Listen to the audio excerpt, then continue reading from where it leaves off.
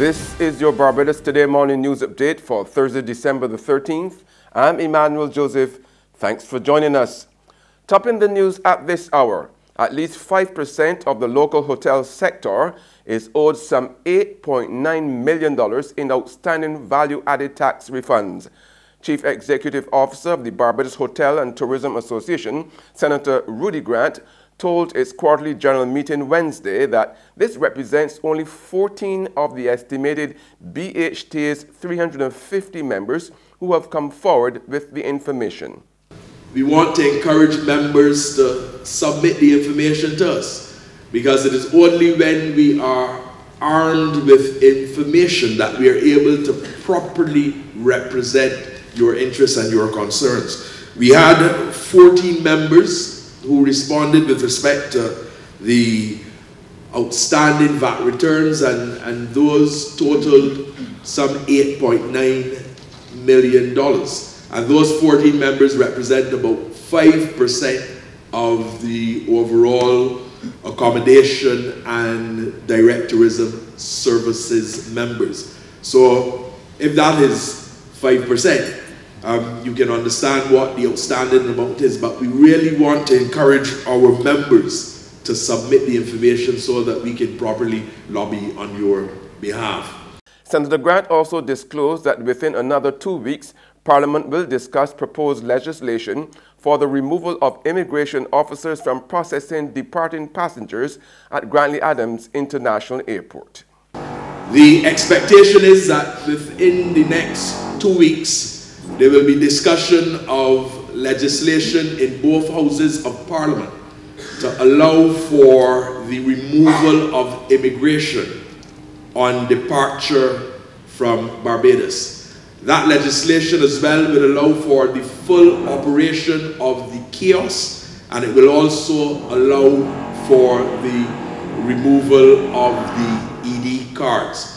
We have made the point at the BHTA that it is important to ensure that the information which is presently captured on the ED cards, that information continues to be provided to the National Tourism Entity to be able to use that in the fashioning of its overall marketing program. The background noise heard during the two previous extracts with Senator Grant is work being carried out at the Lloyd Erskine Sandifer Center to house the Ross University, which is expected to start operations next month. And Minister of Energy and Water Resources Wilfred Abrams appeals to property management company Innotech Services Limited to return to the negotiating table to try to settle the millions of dollars in outstanding payments owed to the private firm by the Barbados Water Authority. Barbados Today understands that the BWA owes Innotech some $18 million accumulated over a 14-month period. I am prepared still to sit down with Innotech. I have invited them to 2 meetings before, and they have not yet sat down at the table with me to discuss the issues surrounding the contracts and contractual payments. I am still prepared to sit down with Innotech and work through all of this. I know our debt advisors and the Barbados Water Authority are equally prepared to sit down and work through this so we can come to some happy understanding that makes everybody comfortable and provides some commercial sense to all the parties. Government is moving to safeguard against overcrowding in the city of Bridgetown. Minister of Small Business Dwight Sutherland said that with the ongoing retrenchments in the public sector, the vending sector is bracing for an increase in numbers. During a tour of the city Wednesday, Sutherland told reporters this increase could lead to an overcrowding of high-foot traffic areas such as Swan Street. We believe that vending should have its own policy framework, and not saying that you shouldn't have fines, because when you breach regulations as it relates to breaching the rules of the organized body, then there should be some discipline imposed. But we believe that it should go to an arbitration body whereby vendors can be dealt with as opposed to being seen as criminals.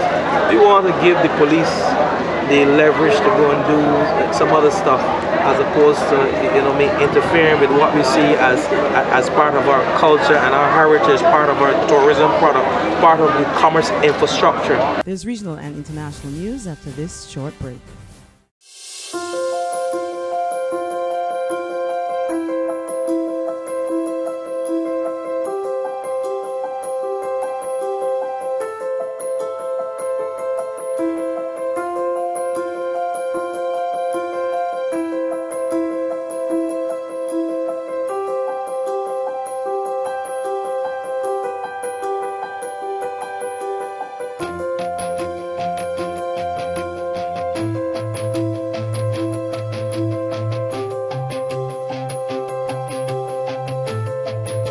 Barbados Today, news you can trust.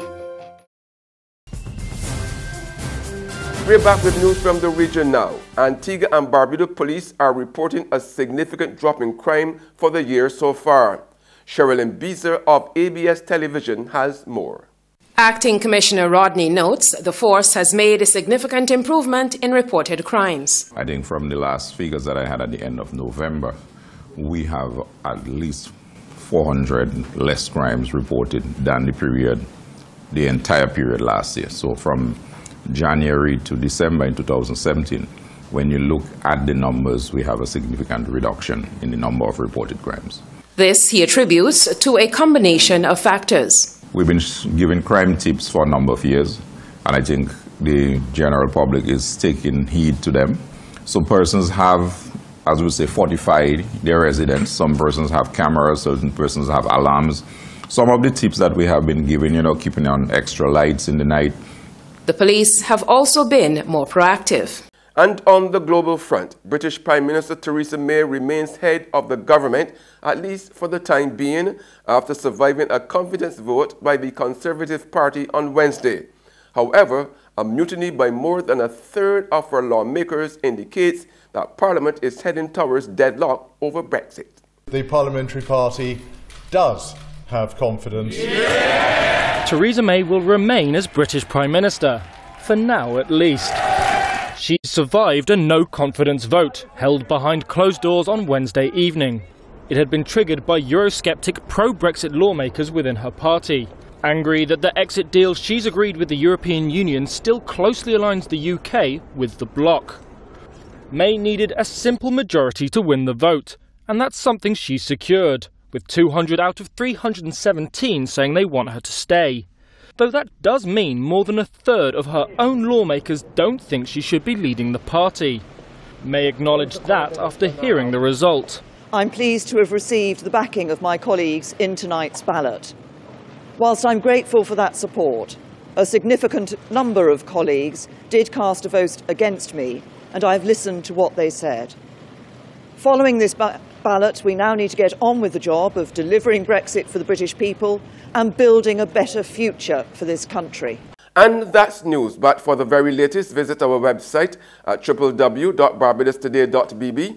You can also subscribe to our e-paper, email updates, or like us on Facebook, and sign up for our breaking news alerts via WhatsApp.